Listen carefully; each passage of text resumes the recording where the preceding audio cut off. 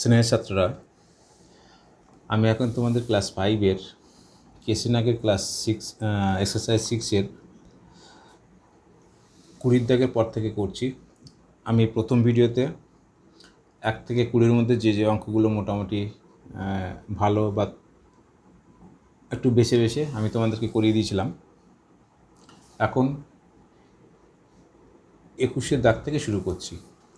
21-এর দাগের অঙ্কটা বলছে 5 অঙ্কযুক্ত যে সংখ্যাগুলি 253 এর গুণিতক তাহাদের মধ্যে সর্বাপেক্ষা বড় কোনটি। অর্থাৎ এই কোশ্চেনটা একটুখানি ঘুরিয়ে দিয়েছি, এরকম অঙ্ক তোমরা আগেও করেছো। মানে 5 অঙ্কের কোন বৃহত্তম সংখ্যা 253 দ্বারা বিভাজ্য। সহজ কথায় বললে এটা তোমাকে বের করতে বলছে। তাহলে 5 অঙ্কের বৃহত্তম সংখ্যা কোনটি আমরা লিখি। 5 অঙ্কের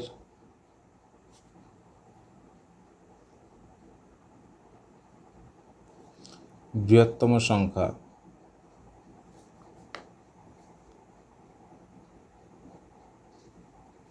পাঁচটা 9। এবার আমি 253 দ্বারা এই সংখ্যাটাকে ভাগ করছি। এটা গেলে এবার প্রথমে যাবে 3 বার, 3 3 9, 3 5 15, 5 7 1, 3 6 1 7, মাইনাস করলে 0, 5 আছে কত হলে 9 হবে, 4 2 240। তারপরে পরের সংখ্যাটাকে নামাচ্ছি। এবার এখানে 200 আছে, এখানে 2400, মানে 9 ম্যাক্সিমাম 9 বার যেতে পারে। 9 দুগুণে 1800 হবে। 9 দিয়ে করলে পরে 3 নং 87, 7 হাতে 2, 5 নং 45, 6 হলে 47, 7 হাতে 4, 9 দুগুণে 18 আর 4 22, 277। মাইনাস করলে হচ্ছে তোমার 2, 7 আছে কত হলে 10 হবে, 3 হাতে 1, 2 1 3, 1 132। লাস্ট 9টাকে আমরা নামালাম। লাস্ট 9টাকে নামালে পরে 1300 6 বার, 5 বার যাবে। 5 বার গেলে 3 5 15, 5 হাতে 1, 5 5 25, 1 26, 6 হাতে 2, 5 দুগুণ 10 আর 2 12। বিয়োগ করলে 5 আছে কত হলে 9 হবে, 4 6 আছে কত হলে 12 হবে, 6 64। অবশিষ্ট কত থাকছে 64। তাহলে এই সংখ্যাটা দিয়ে 5 অঙ্কের বৃহত্তম সংখ্যাটা দিয়ে যদি আমরা 64 বিয়োগ করি তাহলে যে সংখ্যাটা পাবো সেই সংখ্যাটা হচ্ছে তোমার 253 দ্বারা বিভাজ্য,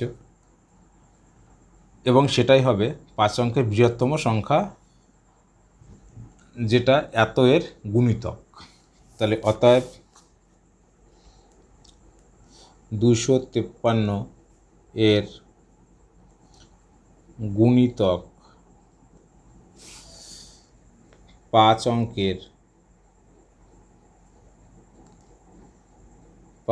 অঙ্কের বৃহত্তম সংখ্যা হলো 2 3 4 5 মাইনাস 64। বিয়োগ করলে কত আছে, 6 আছে কতলি, 4 আছে কতলি 9 হবে 5, হাতে কিছু নেই, 6 আছে কতলি 9 হবে 3, তারপরে 3টে 9। এটা হচ্ছে অ্যান্সার। আশা করি বুঝতে পেরেছো। এরপর আমি করছি তোমাদের 23-এর অঙ্কটা।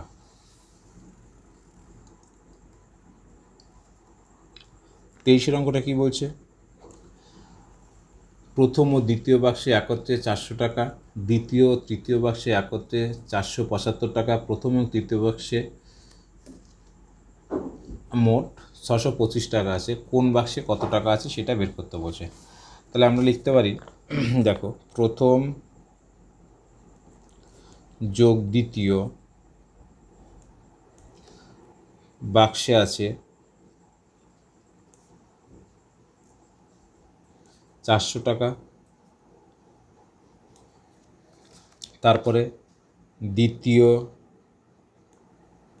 যোগ তৃতীয় বাক্সে আছে 475 টাকা, আর তৃতীয় প্লাস প্রথম বাক্সে আছে 625 টাকা। তাহলে আমরা যদি এগুলোকে যোগ করি তাহলে দেখো প্রথম বাক্স দুবার আছে, দ্বিতীয় বাক্স দুবার আছে, তৃতীয় বাক্স দুবার আছে। সেই কারণে আমরা 2 ইন্টু প্রথম প্লাস দ্বিতীয় প্লাস তৃতীয় বাক্সে আছে, তো যোগ করলে কত হচ্ছে? 5 আর 5 10 0 হাতে 1, 2 আর 1 3, 7 আর 3 10 0 হাতে 1, 6 আর 4 10 আছে 14 আর 15 এত টাকা। অতএব এটা হচ্ছে দ্বিগুণ, মানে প্রথম দুবার আছে, দ্বিতীয় দুবার আছে, তৃতীয় দুবার আছে, এইটা মিলে মোট আছে কত? 1500 টাকা। তাহলে অতএব প্রথম যোগ দ্বিতীয় যোগ তৃতীয় বাক্সে আছে, এটাকে যদি আমরা 2 দিয়ে ভাগ করি তাহলে পেয়ে যাব কত টাকা আছে? সমান 7 দুগুণ 14, 5 দুগুণ 10, 0 750 টাকা। এবার দেখো আমরা যদি এই 750 টাকা থেকে প্রথম এবং দ্বিতীয় বাক্সে যে টাকাটা ছিল 400 টাকা, সেটাকে বিয়োগ করি তাহলে তৃতীয় বাক্সে কত ছিল সেটা বেরিয়ে যাবে। তাহলে অতএব তৃতীয় বাক্সে আছে, তৃতীয় বাক্সে আছে 750 মাইনাস 400 টাকা সমান 350 টাকা। দ্বিতীয় বাক্সে আছে, তাহলে দ্বিতীয় বাক্সটা বের করতে গেলে দ্বিতীয় বাক্সে আছে প্রথম আর তৃতীয় বাক্সে যে টাকাটা ছিল সেই টাকাটা ম্যানেজ করতে হবে, তাহলে আমরা দ্বিতীয় বাক্সটা পেয়ে যাব। দ্বিতীয় বাক্সে আছে 750 বিয়োগ প্রথম আর তৃতীয় কত? 625 টাকা। তাহলে কত হচ্ছে? 5 আছে কত? 10 হবে 5 হাতে 1, 3 আছে কত? 5 হবে 2, 1 125 টাকা। আর কোন বাক্স বাকি? প্রথম বাক্স।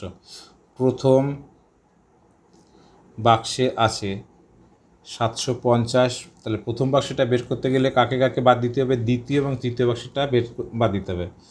475 টাকা সমান 5 আছে কত? 10 হবে 5 হাতে 1, 7 আর 1 8 আছে কত? 15 হবে 8 আর 7 15 হাতে 1, 4 আর 5 আছে কত? 7 হবে 2, 275 টাকা। এই তিনটে হচ্ছে তোমাদের অ্যান্সার। তোমরা এখানে আলাদাভাবে অ্যান্সার লিখতে পারো বা ওটাকেও অ্যান্সার হিসেবে লিখতে পারো। এটা হচ্ছে 23 দাগের অঙ্কটা আমরা করলাম। এবার আমি যাচ্ছি 23 24 একই রকম 25 অঙ্কটা দেখো।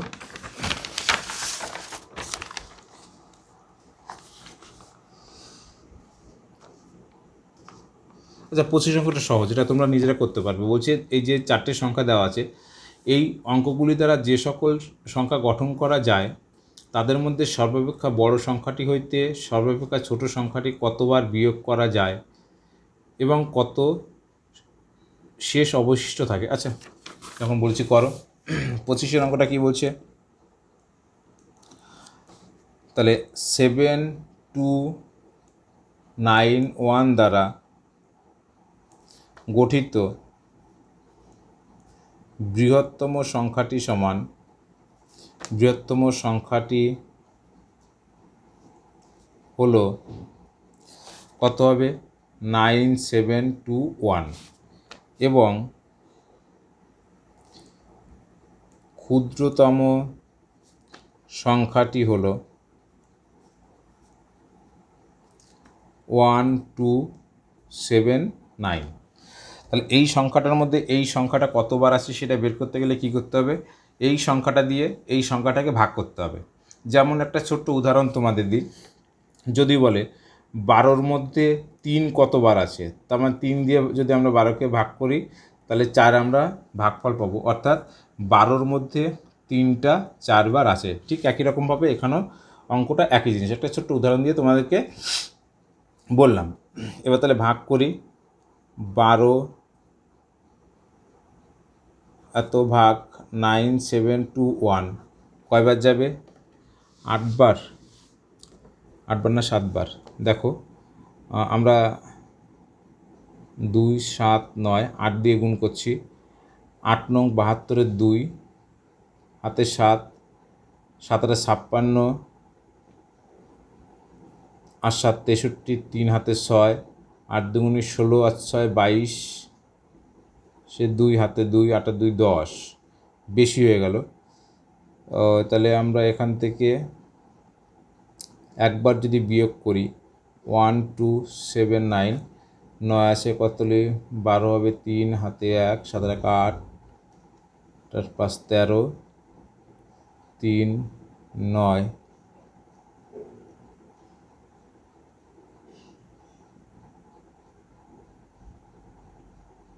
8, তার মানে আমার যাবে 7বার। তাহলে 7 7 7 নং 63 3 হাতে 6, 7 নং 63 3 হাতে 6, 7 7 49 আর 6 55, 5 হাতে 5, 7 দুগুণ 14 আর 5 19, 9 হাতে 1, 7 7 আর 1 8। এটা বিয়োগ করলে কত হচ্ছে? 1 আছে, সরি 3 আছে কত হলে 11 হবে, 8 আর 3 11, হাতে 1, 5 আর 1 6 আছে কত হলে 12 হবে, 6 হাতে 1, 9 আর 1 10 আছে, 10 আছে কত হলে 17 হবে, 7 হাতে 1, 8 আর 1 9, 9 9 মিলে গেল। তাহলে কি বলছি আমরা? অতএব 9721 এর মধ্যে 1279 সংখ্যাটি 7 বার আসে এবং 768 অবশিষ্ট আছে। এটা হচ্ছে অ্যান্সার। এরপর আমরা যেটা করছি, এটা 25 করলাম, সরি এটা 25, হ্যাঁ 25 করলাম। এবার আমরা 26-এর অঙ্কটা করছি। দেখো 26-এর অঙ্কটা কী বলছে? 26-এর অঙ্কটা বলছে রাম ও হরির নিকট মোট যতগুলি আম আছে, মধুর নিকট তাহা অপেক্ষা 25টি আম কম আছে। তাহলে রাম এবং হরির কাছে মোট যতগুলি আম আছে, সেই মোট আমের থেকে মধুর কাছে 25টি আম কম আছে, এবং হরির নিকট রামের আমের 3 গুণ আম আছে। হরির নিকট রামের যতগুলো আম আছে তার 3 গুণ আম আছে। তার মানে সব থেকে কম কার কাছে আছে? সব থেকে কম আমরা দেখতে পাচ্ছি রামের কাছে আছে। তাহলে আমরা রামের কাছে কতগুলো আম আছে সেটা ধরে নিই। ধরি রামের কাছে আছে 1টি আম। তাহলে রামের কাছে যদি 1টি আম থাকে, তাহলে হরির কাছে কতগুলো আছে? তার 3 গুণ বলছে। হরির কাছে আছে 3 গুণ মানে কত? 3xটি আম। এইবার রাম এবং হরির কাছে মোট যতগুলি আম আছে, মধুর নিকট তাহা অপেক্ষা 25টি আম কম আছে। তাহলে মধুর নিকট কতগুলি আছে? মধুর কাছে আছে, এদের দুইজনের যোগফল মানে x + 3x, এই যোগফল থেকে 25টি আম কম আছে। তাহলে -5 এতটি আম সমান হচ্ছে কত? 3x আর 3x মানে 4x - 25 এতটি আম। এই যে রামের কাছে যতগুলি আম আছে, হরির কাছে যতগুলি আম আছে এবং মধুর কাছে যতগুলি আম আছে, এই সমস্ত আমের যোগফল সমান কতগুলি? 95। তাহলে আমরা প্রশ্নানুসারে লিখতে পারি। আমি আগে তোমাদেরকে বলে এসেছি প্রথম ভিডিওতে প্রশ্নানুসারে কথার মানে কি। আবার রিপিট করছি, প্রশ্নানুসারে কথার মানে হচ্ছে প্রশ্নে যেরকম বলা আছে সেই অনুসারে যখন আমি লিখছি সেটাকে বলা হয় কি? প্রশ্নানুসারে। লিখে কমা দিয়ে লিখব কি? রামের কাছে আছে xটি প্লাস হরির কাছে আছে 3xটি প্লাস মধুর কাছে আছে 4x - 25 এতটি। তাহলে এই তিনজনের যোগফল সমান কতগুলি আম তোমাকে বলা আছে? 95টি আম বলা আছে। এবার এটাকে সমাধান করতে হবে। আমরা কি করে সমাধান করব আগে বলেছি, আবার বলছি। এখানে একটা এক্স যোগ 3টে এক্স সমান 4টে এক্স প্লাস 4টে এক্স মানে 8টা এক্স, তাহলে 8x। আমি বলেছিলাম সমান চিহ্নের বাঁ পাশে যদি যে চিহ্নযুক্ত সংখ্যা থাকবে সমান চিহ্নের ডান পাশে গেলে তার বিপরীত চিহ্ন হয়ে যাবে। 25-এর আগে এখানে বিয়োগ চিহ্ন আছে, তাহলে সেটা ওপাশে গেলে কী হয়ে যাবে, যোগ হয়ে যাবে। তাহলে 95 প্লাস 25 লিখলাম আমরা, বা 8x সমান 95 আর 25 যোগ করলে কত হচ্ছে, 5 5 10 0, হাতে 1, 9 1 10 আর 2 12, 120। অতএব এক্স সমান এই তোমার 8টা এক্সের সঙ্গে গুণ অবস্থা রয়েছে, তাহলে ওপাশে গেলে সেটা কী হয়ে যাবে, গুণ থাকলে ভাগ হয়ে যায় বলেছি, তাহলে নিচে চলে আসলো 8 15 120 সমান 15। তাহলে 15 কী ধরেছিলাম, এখানে কিন্তু আবার বলছি এখানে কোনো একক হবে না, শুধু x = এত এই কথাটাই লেখা থাকবে। এইবার তুমি উত্তর লেখো। অতএব রামের কাছে আম আছে 15টি। হরির কাছে আম আছে কতগুলি, তার 3 গুণ। হরির কাছে আম আছে 3 × 15, ওই যে 3x আমরা আগে বলে এসেছি, ধরে নিয়েছি 3x। তাহলে এক্সের মানটাকে বসালাম 3 × 15টি সমান 3 15 45টি। আর মধুর কাছে কতগুলো আম আছে, মধুর কাছে আম আছে 4 × 15 - 25 এতটি সমান 4 15 60 থেকে বিয়োগ যাবে 25টি। 60 থেকে 25 গেলে থাকে কত, 35 এতটি। তাহলে দেখো 15 আর 45 কত হচ্ছে 60, 60 আর 30 কত 95। অতএব তাদের তিনজনের কাছে মোট 95টি আম আছে। এটা করলাম আমরা 26-এর দাগের অঙ্কটা। এবার আমি করছি 27-এর দাগের অঙ্কটা। দেখো কি বলছে, 27-এর দাগের অঙ্কটায় বলছে রামবাবুর মৃত্যুকালে 22,108 টাকা তাহার 2 পুত্র এবং 1 কন্যাকে ভাগ করে দিলেন।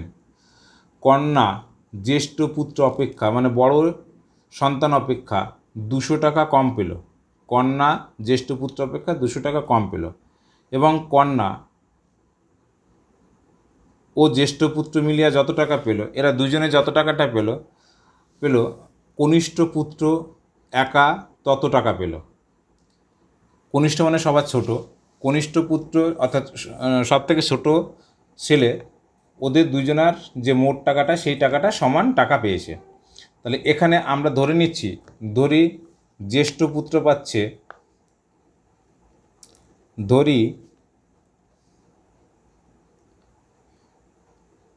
জ্যেষ্ঠ পুত্র পায় এক্স টাকা। জ্যেষ্ঠ পুত্র কত টাকা পাচ্ছে, এক্স টাকা পাচ্ছে। জ্যেষ্ঠ পুত্র যত টাকা পাবে কন্যা তার থেকে 200 টাকা কম পাবে। তার মানে কন্যা কত পাচ্ছে, কন্যা পায় x - 200 এত টাকা। একটা জিনিস খেয়াল রাখবে, তোমাদেরকে বলি, দেখো আমি এখানে ব্র্যাকেট দিয়ে তারপরে এককটাকে লিখেছি, কিন্তু এখানে ব্র্যাকেট ব্যবহার না করে এককটাকে লিখেছি। তার কারণ কি, এখানে এই এক্সটা হচ্ছে একটা পদ, আর এই x - 200 এটা হচ্ছে দুটো পদ। আমরা যদি ভালো করে বুঝে নাও, x - 200 এটা দুটো পদ। আমরা যদি এইখানটায় শুধু টাকা লিখি, তাহলে এই টাকা এককটা কিন্তু শুধু 200-র সঙ্গে বোঝায়, এক্সের সঙ্গে বোঝায় না। তাই পুরোটার সঙ্গে বোঝানোর জন্য আমাদের এখানে ব্র্যাকেট দিতেই হবে, ব্র্যাকেট না দিলে কিন্তু ভুল। তাহলে আমরা কখন কখন ব্র্যাকেট দেবো আর কখন ব্র্যাকেট দেবো না, যদি আমরা একটা পদ থাকে তাহলে সেক্ষেত্রে ব্র্যাকেট না দিলেও চলে, এটা একটা পদ। ঠিক একই রকমভাবে 2 × x এটা যদি আমরা লিখি গুণ অবস্থায়, তাহলে এটাও কিন্তু একটা পদ, সেক্ষেত্রে ব্র্যাকেট না দিলে চলে। যদি আমরা যোগ লিখি তাহলে কিন্তু এটা দুটো পদ, এখানে ব্র্যাকেট দিতেই হবে, মাস্ট। একক বোঝাতে, দুটোকেই একক বোঝাতে ব্র্যাকেট দিতেই হবে। ভাগের ক্ষেত্রে আমরা x ভাগ 200 ধরছি, ধরো এক্ষেত্রে ব্র্যাকেট দেবে। যদি এটাকে আমরা এইভাবে লিখি সেক্ষেত্রে, কারণ ভাগকে আর একটাভাবে লেখা যায় বাই আকারে, সেক্ষেত্রে ব্র্যাকেট না দিলেও চলে।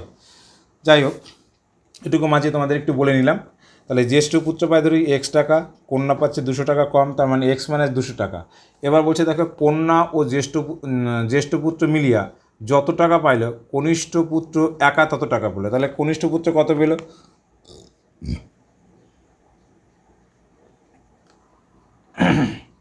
অতএব কনিষ্ঠ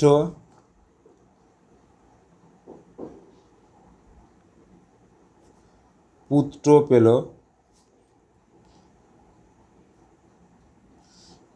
x প্লাস x মাইনাস 200 টাকা সমান হচ্ছে 2x, মানে x যোগ করলে 2x হয় মাইনাস 200 টাকা। এই তিনজনের যে মোট টাকাটা সেটা তোমাকে বলে দিয়েছে। তাহলে প্রশ্নানুসারে জ্যেষ্ঠ পুত্রের টাকা প্লাস কন্যার টাকা প্লাস কনিষ্ঠ পুত্রের টাকা, এটা সমান তোমাকে বলছে 22,108 টাকা। এখানে আমরা কিন্তু কোনো একক লিখব না। এবার এখান থেকে সমাধান করে আমরা এক্সের মানটা বের করতে পারলে জ্যেষ্ঠ পুত্র কত পায় সেটা পেয়ে যাব। বা একটা এক্স, দুটো এক্স আর দুটো এক্স, 4টে এক্স ইজিক্যাল টু এই 200টা বিয়োগ আছে, এই 200টা বিয়োগ আছে, তাহলে এইগুলো ওপাশে গেলে কী হয়ে যাবে? যোগ হয়ে যাবে। যোগ 200 যোগ 200 যোগ করো 4x সমান, এগুলো যোগ করলে হচ্ছে কত? 400, মানে 22,508 টাকা, 22,508। অতএব x ইকুয়াল টু 22,508 ভাগ 4। এখানে এক্সটার সঙ্গে 4টা গুণ অবস্থায় ছিল, এটা ভাগ হয়ে গেল। এইটা কাটলে 4 5 20, 4 6 24, 4 2 8, 4 7 28, মানে 5627। এই 5627টা এটা কার টাকা?